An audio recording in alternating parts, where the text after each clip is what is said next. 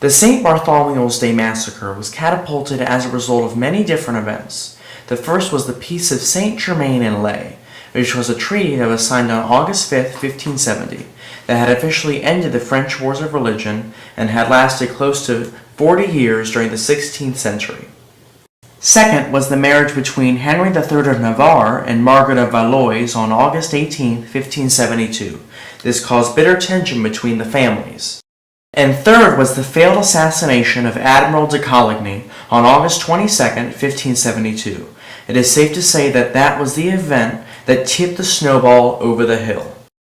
St. Bartholomew's Day Massacre was a slaughter of French Huguenots, also known as Protestants. The massacre had started in Paris on St. Bartholomew's Day on August 24, 1572.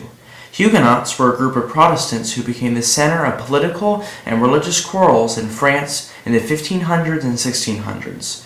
French Protestantism was encouraged by Martin Luther and French reformers of the early 1500s and was taken over by Calvinistic ideals. Calvin was a French Protestant leader who headed the Reformed Church in Geneva, Switzerland. During the reign of Henry II, from 1547 to 1559, the Huguenots became a large and influential group. As they grew strong, the government persecuted them more and more.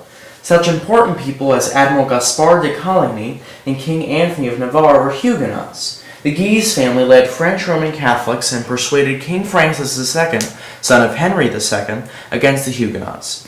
After Francis passed away in the year 1560 and Charles IV became king, Catherine de Medicis, mother of the Queen, completely took over the French government. For a time, encouraged the Huguenots as a balance against the Guises, but feelings in both parties became so bitter that civil war broke out. Here is an interview from historian William Milston. What was Catherine's role in the St. Bartholomew's Day Massacre? Catherine de Medici's role in the St. Bartholomew's Day Massacre.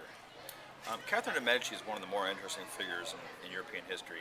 Here's this Italian princess who moves to France and becomes the Queen of France in her own right. But not only is she the Queen of France, but she is the mother of 3 French kings. The St. Bartholomew Day Massacre happened during the early reign of her second son, Charles IX, where she is really running France for her teenage son, who's not quite prepared to rule in his own right. The unexpected death of his older brother, who is Francis II, really put power square in the hands of Catherine de Medici. Now, before the St. Bartholomew's Day Massacre, we've had a lot of tensions between Catholic France, the Catholic family, the Catholic royal family, and the French Huguenots. French Huguenots, whose leader at this point is a man named Admiral Coligny, who happened to be friends with the French king. He is close friends with Francis II. This friendship brings peace between the Protestants and Catholics, but unfortunately, it's the death of Francis II, putting the crown under the head of this teenage boy, her second son Charles, really sets the ball rolling in the wrong direction. Now, a marriage was proposed between Catherine's daughter, a princess named Margot, and a strong Protestant ruler who was he was a prince in Navarre. His name is Henry of Navarre, Protestant. The marriage between a Catholic princess and a Protestant prince is going to create peace in France. So what's Catherine's role? The marriage ceremony is set up. French Catholics and Protestants from all over the realm are gathering in Paris for this royal wedding that's going to unite the two religions and bring peace. And Admiral Coligny is assassinated. He's assassinated not by Catherine, not by her people, but by other Catholic partisans. His assassination starts everything going downhill. Catherine's fear that the Protestants are going to seek revenge for the death of their leader prompts her to act first. She thinks she's saving France, saving her family. She's paranoid. And she's the one who orders her people, her troops, to go and massacre the Protestants who have packed into the city, all going to a wedding. It's a wedding that turns wrong. St. Bartholomew's Day Massacre is one of the more brutal points in French history. Thousands and thousands of Protestants were massacred, probably because of Catherine's paranoia. Henry II, who lived from 1519 to 1559, was a king of France. He inherited the throne from his father, Francis I, in 1547. Henry continued his father's policy of persecuting the Huguenots, also known as French Protestants. Henry outlawed the Huguenots' religious practices and even took their lands. These actions led to bitterness that contributed to the outbreak of religious wars in France after Henry's death. In 1550, Henry negotiated a treaty with Protestant German princes. The treaty confirmed France's possession of 3 strategic towns, Metz, Toul, and Verdun, in what is now northeastern France. In 1558, Henry's forces captured the city of Calais, England's last possession in France after the 100 Years' War, which lasted from 1337 to 1453.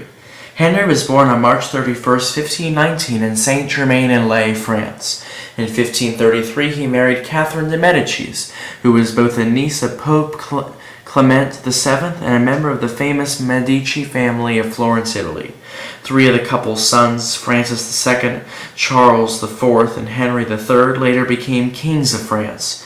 Henry II and his sons belonged to the Valois family of French kings. He died on July 10, 1559.